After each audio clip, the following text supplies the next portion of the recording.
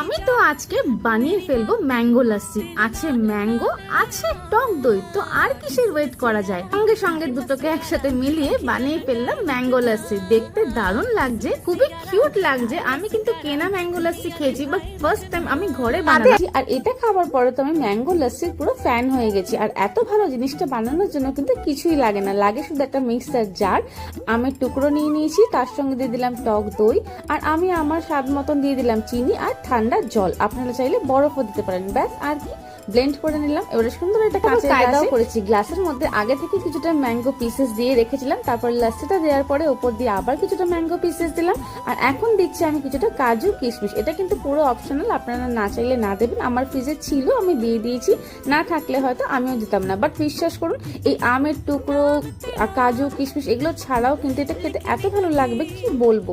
যারা যারা ম্যাঙ্গো লাস্সি খেয়েছে তারা অবশ্যই জানেন যে ম্যাঙ্গো লাস্সি খেতে কতটা ভালো লাগে। আমার কিন্তু দারুণ লাগলো, আর মনে হচ্ছে আমি বারে বারে এটা বানিয়ে খাবো। বাই।